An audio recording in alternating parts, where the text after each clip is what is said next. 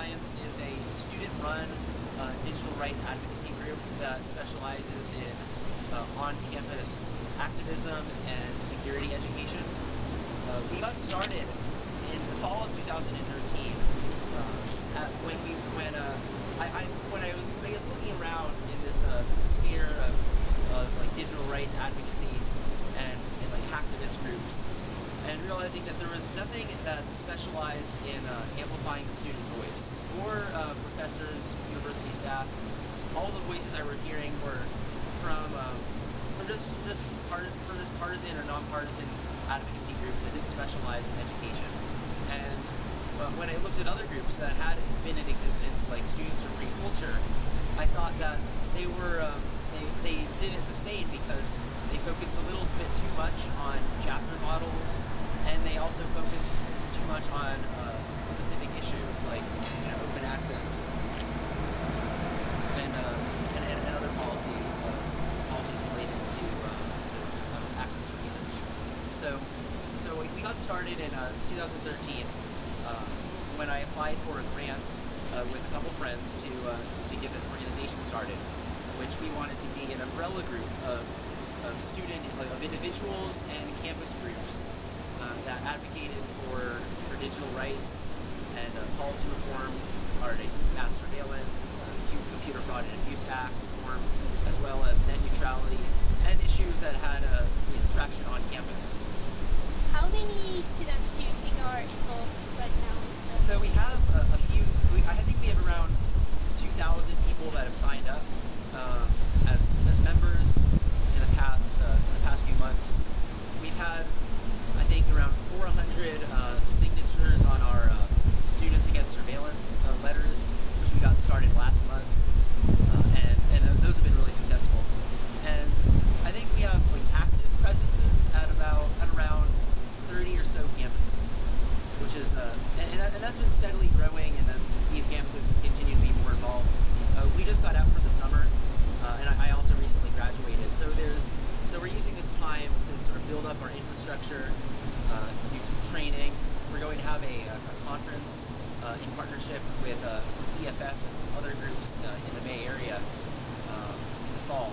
So we're planning that, and we have a board of directors, which is mostly students, which gives us our student-run status, and that has 11 members, including myself. So you covered a lot of questions I was going to ask, which is great. So you said that there's other chapters that have been growing around the country. Yeah. Well, we don't force students to start chapters. What we do is we recruit people as campus coordinators, and we vet them. They send us their resume, and if a school has multiple campus coordinators and volunteers that sign up, we put them in contact with each other, and then suggest, if you think that you have enough momentum to create a group, definitely go ahead. But all of our campaigns are designed so that just one student can make an impact at their university. Like with these Students Against Surveillance letters that we have on studentsagainstsurveillance.com, what we're doing is just one student, or a small group, or a faculty member, like at University of Oregon, will write a letter detailing exactly how mass surveillance chills free speech on campus and makes it harder to do research without the threat of being put on some list. And those have been gaining traction because what they do is they promote it within their communities using using their knowledge of media and just digital rights advocacy, and those get a few hundred signatures each. So and I realize that you can do more with something like that that's very highly targeted and scalable than just waiting for people to get together in a room to work on advocacy. Do you feel like it's the best way today of dissenting, really? So the best way to do what? To dissent. To dissent, to be against the... to dissent. I get you. I understand. I think that there's multiple levels that student activism can happen within. And so, for instance, we have there's a group at Iowa State, the Digital Freedom Group, and they're very active, and they're a part of Student Alliance. But even though they're part of SNA, they still have autonomy with what they do on campus, and the things that they do on campus that works well. Say they do a lot of crypto parties, teaching people how to use PGP and other security mechanisms. When they put together a slide deck that they find effective, they share it with us, and for us to send out to these other schools, so that it requires less initial work and more progress. And you feel like this system is much more useful than protesting, doing sit-ins and I think it's more scalable, and I think when we're over time we're probably going to have many different types of campaigns, but in my experience as a student activist who was involved with other movements before coming to digital freedoms, like drug policy reform and car and like road safety activism, I found that having a very targeted approach, and knowing exactly who the decision maker is and knowing where to put the pressure and how is the best way to start. It requires a little bit more planning, and it also requires us to work with people in institutional power. It's like you can mobilize all you want, but sometimes building a coalition, working together with, say, the people here at New York University helps us make more progress.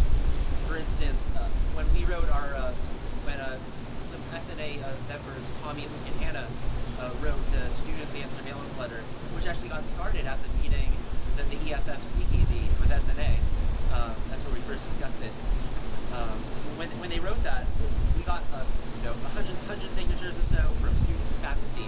But what got us a response from the university was me meeting with the Vice President for Student Affairs, Mark Weiss, who and I explained this letter, and he was able to facilitate getting a response from the university supporting academic freedom on this campus. Oh, that's pretty amazing. Yeah. Are you is the Alliance at all involved with the CFAA or not yet? A little bit.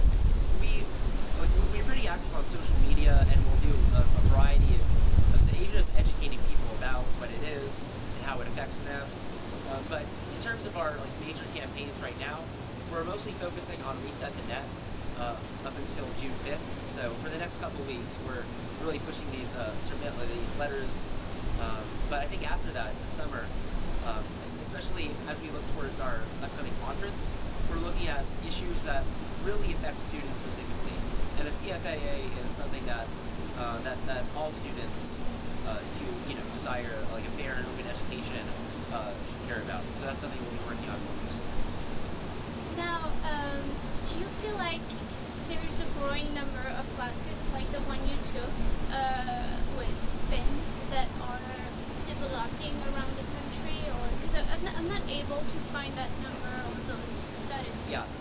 Yeah, it is a very new type of class. I think forward-thinking media and communications departments at top universities and even community colleges that offer these types of courses are getting into this field. I am seeing it it is becoming much more common on university campuses. But from a technical side, I think there's still more that could be done. Like for instance, at NYU and other universities where SNA has a presence, we do offer classes on cybersecurity. I've taken computer security and network security, and I've learned about these tools that would help me have better control over my own privacy and where my data is being shared. But there isn't much education in those departments, at least that I've seen, on the implications of these policies, how it affects us as technologists, where our even hacker ethics, something that I think very critically about, and guides my own work, isn't much discussed in many of these computer science classes. Apart from the university college sphere, how do you think, what's the way to educate people about hackers? Because I feel like I'm walking on the street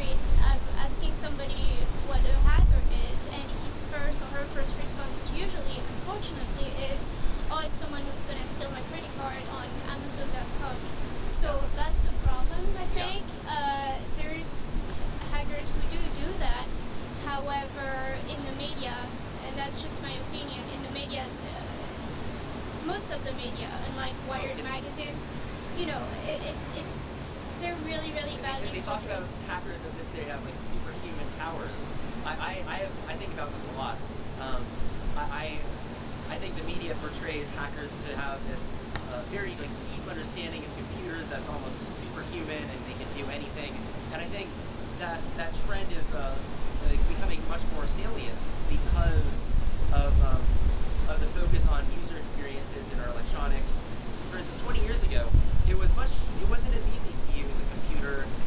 It wasn't as user friendly. So the types of people that were online had a little bit more technical experience than today. Whereas now, most of the country is online, and they have to kind of cater to that average user who makes no effort to understand the back end or how these things work. So the mere idea of sort of messing with the magic that they see, like what they see on their screen, is very cryptic to them.